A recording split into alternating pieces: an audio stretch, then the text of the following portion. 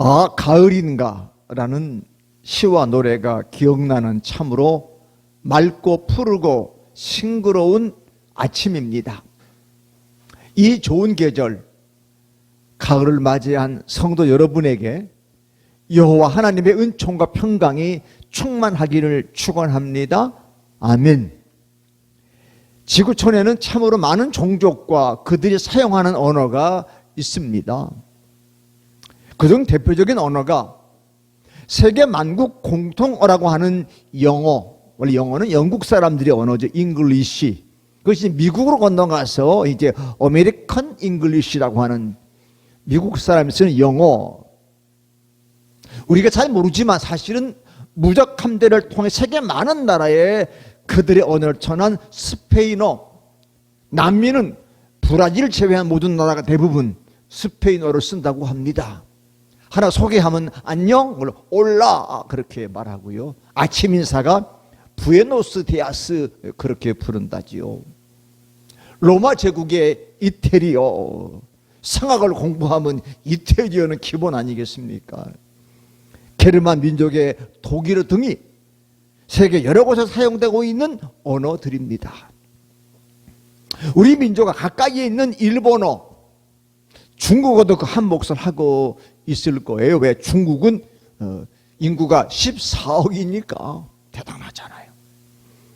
두 번째 인구 많은 나라가 인도인데 인도도 대부분 영어를 쓰거든요. 왜? 영국이 인도를 지배해서 그들의 언어를 가르쳤기 때문이라고 합니다. 아무리 흩어놔도 민족의 언어를 잃어버리지 않았던 히브리 민족의 히브리어 지금도 사용되고 있어서 대단합니다. 그러나 아무리 생각하고 표현해 보아도 세종대왕께서 만드신 한글과 비교할 수 없습니다. 우리나라가 아직도 세계적이지 못하다 보니 한글과 한국어가 미치는 영향이 미미하지만 한글과 한국어만이 표현할 수 있는 멋진 표현을 외국어가 담아내지를 못하지요.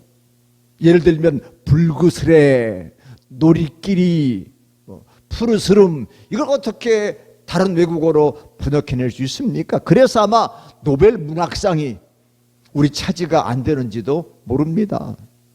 그러나 세계 여러 곳의 젊은이들이 한국 문화를 좋아하면서 한글어를 공부하는 좋은 현상도 일어나고 있습니다. 제가 이렇게 서두를 소개하는 것은 오늘의 설교 제목이 터이기 때문에 그렇습니다. 터, 순수한 우리말입니다. 그래서 터가 좋다, 터가 나쁘다, 터가 든든하다. 오직 하면 터에 신이 있어, 터신이 있다고 합니다. 그러니까 터에 대한 사용처는 참으로 많아. 이래서는 안 되고 쓰면 안 되는 말이 텃세, 터줏대감, 다 터에서 나온 말입니다. 터의 사전적 정의는 이렇습니다. 첫 번째가 집이나 건물을 지었거나 지을 자리. 두 번째는 활동의 토대나 일이 이루어지는 밑바탕입니다. 오늘 본문 20절 상반절 시작. 너희는 사도들과 선지자들의 터 위에 세우심을 입은 자라. 아멘. 여기서 사용되는 터의 개념은 두 번째 정의일 것입니다. 한번 같이 사전의 정의 읽어보시면 활동의 토대나 일이 이루어지는 밑바탕, 영어로는 파운데이션, 기초나 기반, 그리고 근거라는 단어가 다 같은 뜻일 거예요. 우리의 신앙은 어떤 터 위에 세워졌을까요?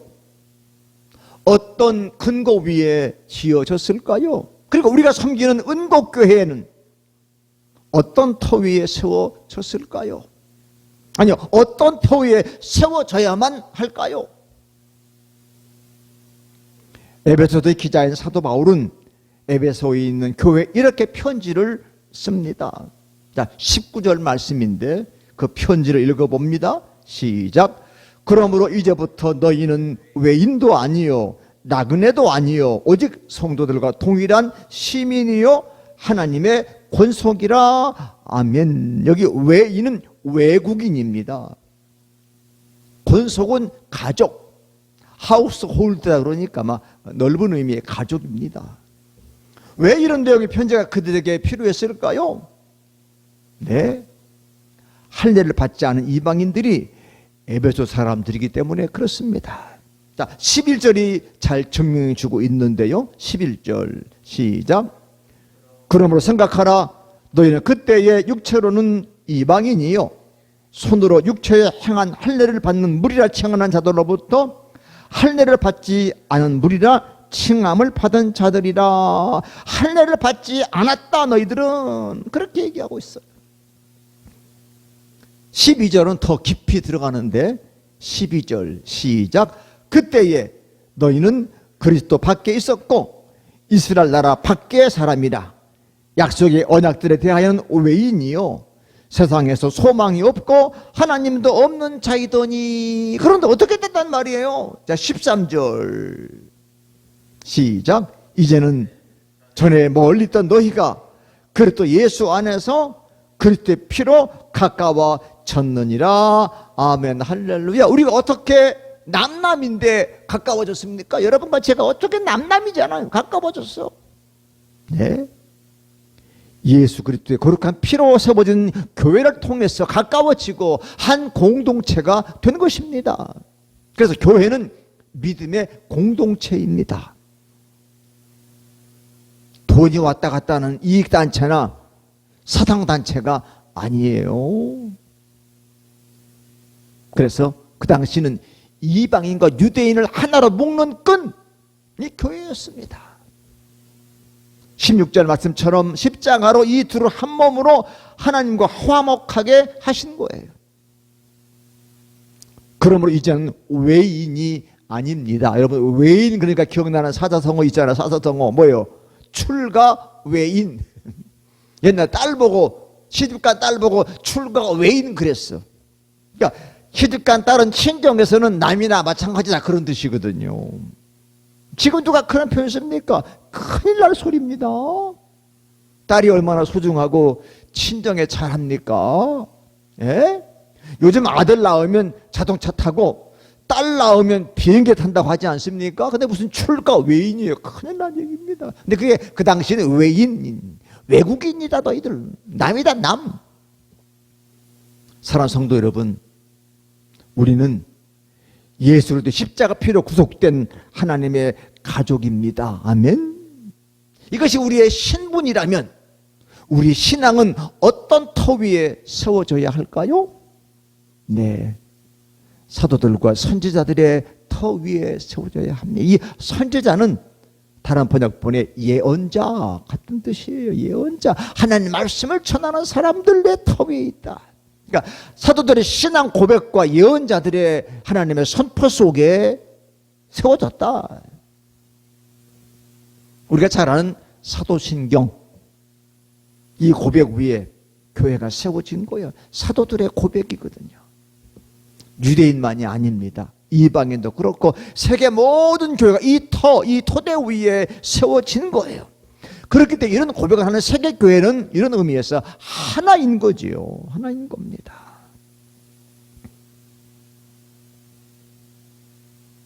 마태복음 7장에 예수님이 이런 이야기 들려주셨어요. 반석에 지은 집과 모래 위에 지은 집 이야기 여러분 아시지요? 반석 위에 지은 사람은 지혜로운 사람이라고 하시고 모래 위에 지은 사람은 어리석은 사람이라고 하셨습니다. 요즘 같은 패스트푸드 시대에는 반석보다는 더 빨리 지을 수 있는 모래가 더 좋은 터가 아닐까요? 모래는 그냥 푹푹 박아서 집을 세우면 금방 되는데 왜 반석이 어렵게 반석에 지어? 그런데 예수님께서 이 비유에 앞서서 7장 21절 하반절에 시작. 하늘에 계신 내 아버지 뜻대로 행하는 자라야 천국에 들어가리라고 선언하셨어요. 그러니까 이 말씀을 얘기하시는 중에 누구든지 이 말 듣고 행하는 자는 반석 위에 지혜로운 사람이라 이렇게 말씀하신 거예요. 결국 행하는 근거, 토대와 터는 하나님의 뜻이라고 하는 겁니다. 그러니까 하나님의 뜻 위에서 행하여야만이 반석 위에 집을 지은 지혜로운 사람이다. 이것이 계승되어서 사도들의 고백이 된 거지요. 이것이 터인 진리인 것입니다. 때문에 우리는 사랑이라든가 신앙이라든가 종교성 이전에 그것을 도대체 어떤 터 위에 세우는가를 두들겨보는 그런 습관을 훨씬 많이 가져야 합니다. 어떤 종교적 열심을 터라고 하지 않아요. 열심히 하는 거 그게 터가 아닙니다. 그 열심을 따지자면 기독교 이단들이 단연 앞섭니다. 얼마나 열심인지 몰라요. 그래서 어떤 감격을 터라고 하지 않아요. 감격. 오늘 교회를 허물어뜨리는 것 중에 가장 많은 것이 앞에서 쳐들어오는 정규균이 아닙니다. 게릴라입니다. 문화적 요소라고 하는 거거든요. 문화 속에서 게릴라같이 복음을 변질시킵니다. 이거 심각한 거예요. 요즘에 우리가 다문화 그거 다문화가 어떻게 보면 비기독교적인 요소들이 훨씬 많아요. 생활 속에 다문화 요소가 게릴라처럼 복음을 우리의 터를 변질시켜요. 물론 방법은 문제가 안 되죠. 그러나 방법을 쫓다 보면 터가 흔들리는 거예요. 터가 흔들려. 이것들은 언제나 터를 무엇에다 갖다 대고 있습니까? 진리나 말씀을 가져오는 것이 아니라 자꾸 경험을 가져오는 거예요. 내가 경험해 보니까 내 생각에 자꾸 사건을 갖다 대고 기적을 갖다 댑니다. 그러나 경험을 말하고 사건을 말하고 기적만을 말하고 이벤트를 지어내는 거지요. 요즘 교회도 자꾸 이벤트, 뭐 경험, 뭐 사건 아니에요. 조금 전에 소개한 마태복음 7장 22절이 이를 확실히 하고 있는데 다 같이 시작. 그날에 많은 사람이 나더러 이르되 주여 주여 우리가 주의 이름으로 선지자 노릇하며 주의 이름으로 귀신을 쫓아내며 주의 이름으로 많은 권능을 행하지 아니하였나까 하리니. 보세요 보세요. 진리를 말하지 않고 능력과 기적을 말하잖아요. 귀신을 쫓아내고 이름으로 많은 권능을 행하지 않았느냐. 이때 우리 예수님 말씀이 명쾌한데요. 바로 23절입니다. 시작. 그때에 내가 그들에게 밝히 말하되 내가 너희를 도무지 알지 못하니 불법을 행하는 자들아 내게서 떠나가라 하리라. 아멘. 아시겠습니까? 그러므로 교회의 연합의 근거는 진리입니다. 진리. 근데 요즘 교회 연합 보세요. 처음부터 이걸 따지잖아. 큰 교회가 막 주도하잖아. 큰 교단이 막 주도하잖아. 왜? 자본주의 사회니까 돈 많은 교단, 돈 많은 교회가 연합을 주도해. 아니에요. 교회 연합의 근거는 진리여야 합니다. 진리의 터란 말입니다. 성경이 말하고 있는 진리가 무엇인가 대해서 우리는 행동의 근거를 삼아야 합니다. 그 근거를 삶으로 번역해내야 하는 것이지요. 그런데 사람들이 이런 기독교 이단에 빠지는 가장 큰 유혹은 언제나 그것들이 우리의 절실한 필요를 채워줄 것이라는 생각 때문인데, 필요 요즘은 니드죠. 니드. 우리의 니드를 채워준다. 여러분 언제나 기억하십시오. 우리가 섬기는 하나님께서도 언제나 우리의 절실한 필요를 꼭 채워주진 않나 사실을 말입니다. 하나님도 꼭 우리의 니드 다 채워주시지 않아요. 왜 그럴까요? 우리가 진리 안에서 살고 모든 것이 하나님의 뜻 안에서 이루어지는 것에 대해서 감사합시다. 아멘. 하나님의 뜻 안에서 이루어지는 것이지 내 니드에 만족하지 않으면 하나님 버립니까? 교회 버립니까? 그건 신앙 아니에요. 그건 마트 가서 마음에 안 들면 다른 마트로 옮겨가는 거와 똑같은 거지요. 그건 아닙니다. 자, 그러면 현대인들이 제일이 뭐라 그래요? 건강이래. 건강. 한번 예를 들어 봅시다. 바울 사도는 눈 건강이 제일 문제였습니다. 몸에 1000양이면 눈이 900양이니까 굉장히 중요한 건강을 잃고 있었어요. 그래서 3번이나 하나님께 이 안질 때문에 기도했어요. 하나님, 이 사탄의 가시를 좀 뿜어 주십시오. 주님의 응답이 왔습니다. 고린도후서 12장 9절인데 바울의 고백을 같이 읽어봅시다. 시작. 나에게 이르시기를 내 은혜가 내게 족하도다. 이는 내 능력이 약한 데서 온전하여 침이라 하신지라. 하나님의 응답이야. 응답이야. 내 은혜가 내게 족하지 않느냐. 내가 약해야 내 능력이 온전하게 나타난다. 근데 바울은 한술 더 떠서 이렇게 고백합니다. 그게 10절 말씀인데 시작. 그러므로 도리어 크게 기뻐함으로 나 여러 약한 것들에 대하여 자랑하리니 이는 그리스도의 능력이 내게 머물게 하려 함이라. 아멘. 야, 약한 것들에 대하여 자랑한다는 거예요. 오히려 투덜대지 않고 불평하지 않고. 앞권은 그 다음 절이에요. 10절이 앞권입니다. 10절 시작. 그러므로 내가 그리스도를 위하여 약한 것들과 능욕과 궁핍과 박해와 곤고를 기뻐하노니 이는 내가 약한 그때에 강함이라. 할렐루야. 주님 때문에 그리스도를 위하여 약한 것, 능욕, 궁핍, 박해, 곤고 다 불평의 대상인데 그걸 기뻐한다는 거예요. 야, 이 신비죠. 왜 기뻐해? 내가 약한 그때에 강할 수 있기 때문이다. 나는 비록 약하나 주 예수는 강하다. 나의 힘이 되시는 주님 곁에 가까이 가리라. 주님 곁에 가까이 더 가까이 가리라. 나를 도와주시는 주님 곁에 가까이 가리라. 주님 곁에 가까이 가리라.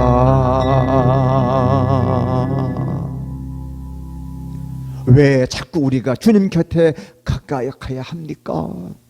우리가 자꾸만 이 터에서 어긋나기 때문이에요. 문화라 그러면서 뭐 유행이나 그러면서 자꾸 이 터에서 어긋나잖아.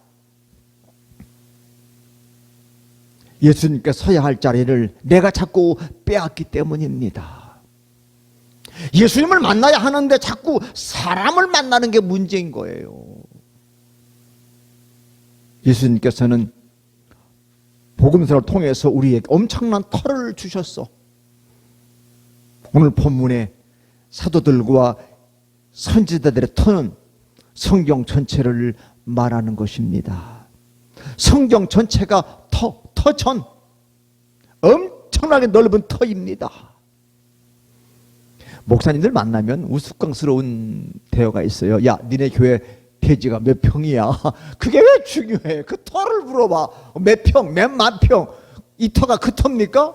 아니잖아요. 한국 교회 가운데 몇만 명 터 위에 세워진 교회가 지탄받고 있는 교회가 얼마나 많아요? 그러나 터도 없어. 남의 교회 월세 사는데 제대로 된 터에 세워진 교회가 있지는 않습니까? 그래서 그 터는 시간으로 따지자면 지금부터 시작해서 영원히요, 공간으로 따지자면 온 우주입니다.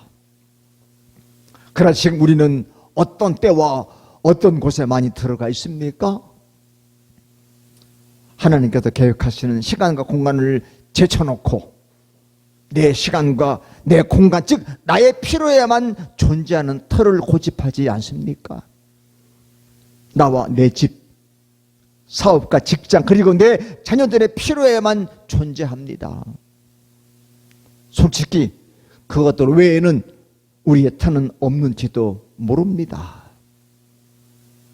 때문에 우리는 성경 말씀이 뭐라고 하셨는가는 본질로 가야 합니다. 다 같이 성경 말씀에 길을 묻자. 성경 말씀의 길을 물어봐야 돼. 자꾸 사람들에게 길을 물어봐. 사람 인터넷에서 길을 물어봐. 아니에요. 성경 말씀의 길을 물어봐야 되죠. 우리가 어디로 가야 합니까? 어떤 터 위에 세워야 합니까? 자꾸 물어봐야 돼. 만약 우리가 같은 터 위에 있다면 당연히 같은 토대 위에 있을 수밖에 없잖아요. 터가 같으니까. 그러므로 하나님 우리를 양육하실 때 가장 큰 관심은 우리의 성품이에요. 성품, 사람됨, 그걸 보는 거야. 그래서 고린도서 13장에서 바울이 말하는 지금은 거울로 보는 것처럼 희미하고 부분적으로밖에 알지 못한다. 부분적으로밖에 몰라. 그래서 같은 터 위에 있다면 다 같이 기다릴 수밖에 없다. 네, 기다릴 수밖에 없다 이것이에요. 싸울 문제가 아니야. 그래서 성도가 갖는 최고의 경지는 인내, 오래 참음입니다. 성령 열매 가운데도 오래 참음의 열매가 있지 않습니까? 기다리는 거예요. 기다리는 거.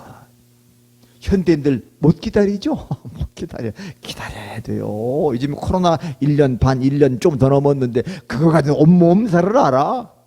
일제강점기 때는 36년을 기다렸습니다. 지난주에 이스라엘 백성은 430년을 기다렸어. 1년 반, 2년도 못 기다리고 난리야. 선하신 하나님께서 완성시켜 주신 날을 기다리는 거예요. 저 사람도 완성시킬 것이고 나도 완성시킬 것을 기다리는 것입니다. 근데 요즘은 패스트푸드에 반하여 요즘은 슬로우푸드가 뭐예요? 기다려. 익을 때까지 숙성될 때가 어떻게 하는 거? 기다리는 거잖아요. 그런 의미에서 우리들은 누구입니까?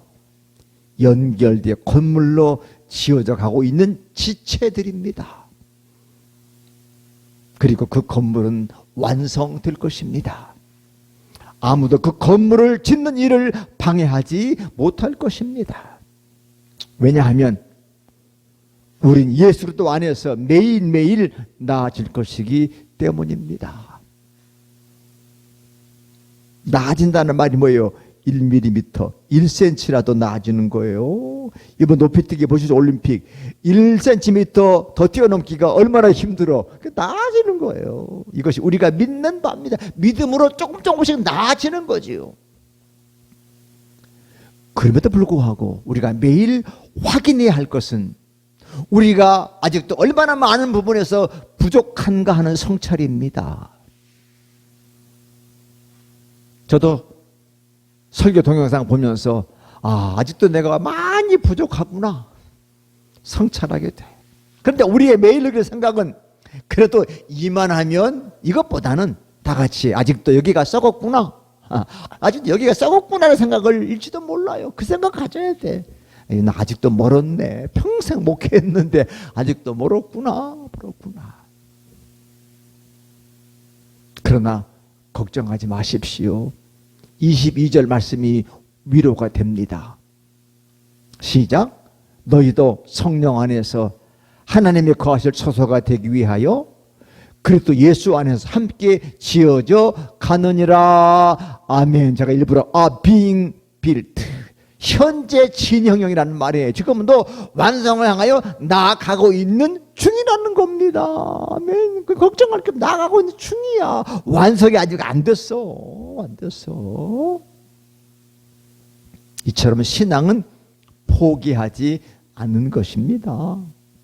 제대로 신앙의 눈으로 보면 우리가 남 앞에서 난 이렇게 했어 라고 자랑할 게 하나도 없다는 거지요. 그래서 우리는 더 많이 말씀에 사로잡혀야 하겠고, 하나님의 약속한 그 터 위에 지은 집들이 반드시 지어지고 말 것을 작은 경험을 통해서 전치에 대한 확인을 받아내는 겁니다. 요즘 말로 도장을 받는 거지요. 그러나 우리는 언제나 내가 경험한 것, 그걸 싸들고 가서 싸운단 말입니다. 요즘 우리 주원이가 부등호를 배우나 봐요. 이렇게 부등호. 제가 여러분에게 소개해 드립니다. 자, 6m와 300g이 싸워. 어떤 게 더 크냐? 어떤 게 더 커요? 비교할 수 없는 거 아닙니까? 6m는 길이고 300은 무게인데 어떻게 무게와 길이가 비교됩니까? 이게 싸움이 됩니까? 그런데 300g이 뭐라 그럽니까? 야, 난 300이 6보다 먼저 크잖아. 우기는 거예요. 그랬더니 6m가 화가 나가지고 그 다음에 뭐라 써봐요? 6000mm로 써온대. 이제 봤지? 6000이 300보다 크지? 그랬더니 300에 졌다는 이야기가 있어요. 웃기죠? 6000mm와 6m가 같은 말 아닙니까? 우리가 그렇습니다. 교회가 그래요. 우리 대한민국이 그렇다는 거예요. 6m와 300g이 싸우고 자빠졌어. 어떤 게 더 크냐? 어떤 게 더 많으냐? 어떤 게 더 무거우냐? 숫자 노름하지 마십시오. 여론조사 다 숫자 노름이잖아요. 숫자 노름. 물론 기독교를 가리켜 경험의 종교, 체험의 종교라고 합니다. 기적과 사건의 종교라고도 합니다. 그러나 정말 우리가 기억하고 세워야 할 것은 보다 정확한 말씀의 터입니다. 빌트, 그잖아요. 세운다. 요즘은 축구하면서도 빌드업, 터, 파운데이션.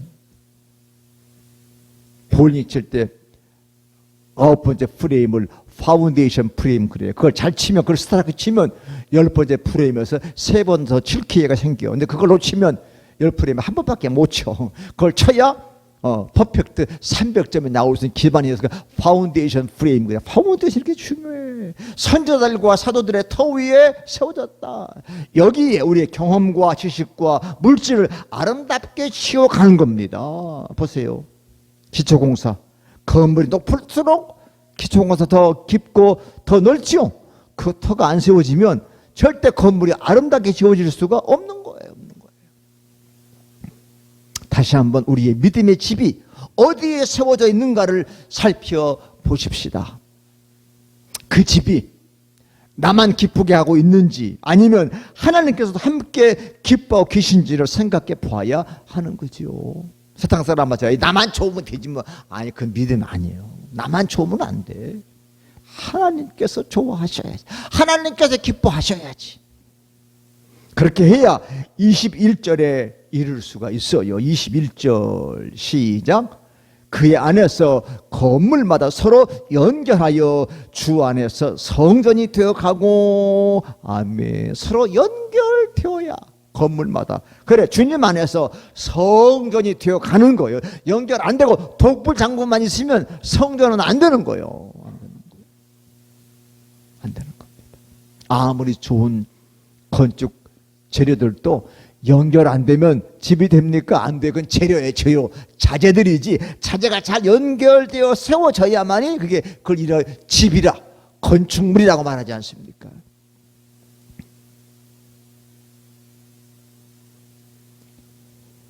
예수 그리스도의 진리 안에서 서로 연결되어야 비로소 거룩한 교회가 된다는 말씀입니다.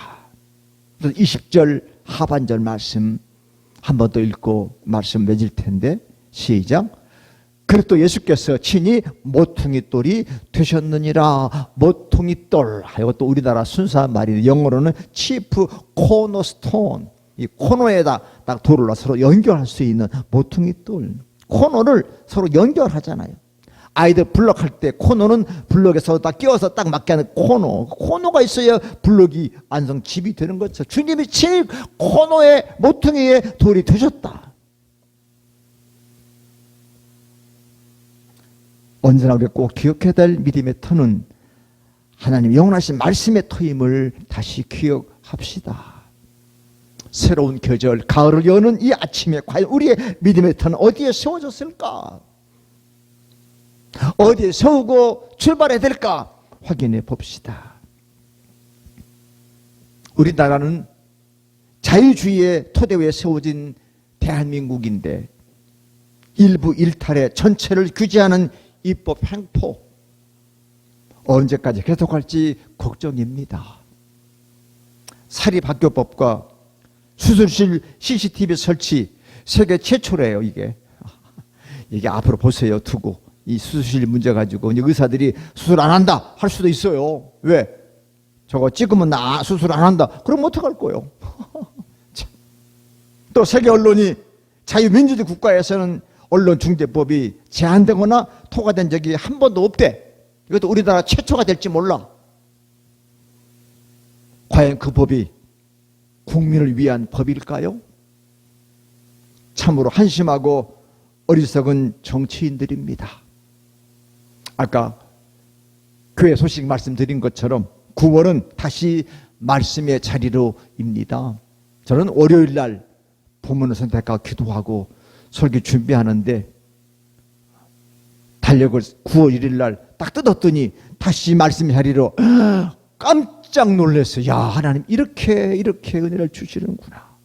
난 말씀인지 몰랐어. 그런데 이 터와 말씀의 자리와 딱 맞잖아. 하나님의 은혜구나. 우리 삶이 말씀의 터 위에 서서 이 좋은 계절 가을에 아름다운 삶으로 번역해 나갑시다. 아멘. 할렐루야. 기도합시다. 영화로우신 하나님 아버지, 나는 여호와라 말씀하시면서 우리의 삶들을 멋진 자유의 나라로 이끌어 주시더니 부는 바람이 서늘한 가을을 주시면서 이 좋은 계절 가을에 너는 지금 어떤 터 위에 세워져 있는 자신을 돌아보거라. 너무 귀한 말씀 우리를 성찰케 하시니 감사할 따름입니다. 난 아직도 내 경험, 내 지식, 내 못난 생각의 터 위에 내 믿음의 집을 지어보려 애를 썼습니다. 그래서 이렇게 오랫동안 믿어도 아직 나는 믿음의 터에 서 있지 못하고 반석의 집을 지은 지혜로운 사람이 되지 못하고 어리석은 사람이 되지 않았는가 나를 돌아보면서 이만하면 됐다가 아니라 아직도 내가 부족한 부분이 아직도 이렇게 썩은 부분이 많구나. 나를 돌아보면서 주님만 함께 지어져 갈 수 있도록 기회를 주시니 고맙습니다. 이 주신 기회 낭비하지 않고 차근차근 서로 연결하면서 아름다운 은곡 교회를 만들어 가고 싶습니다. 아니 만들어 가겠습니다. 주여 나에게 더욱더 사도들과 선지자 터 위에 세워주시사 이 좋은 아름다운 계절 더 성숙하고 더 숙성하고 귀한 열매로 주께 영광 돌리게 하여 주옵소서. 그 멋있는 시작을 9월 첫째 주에 아멘으로 믿음으로 내 뒷사운이 주여 우리의 발걸음을 귀하고 아름답게 하옵소서. 예수님 귀하신 이름으로 간절히 기도하옵나이다. 아멘.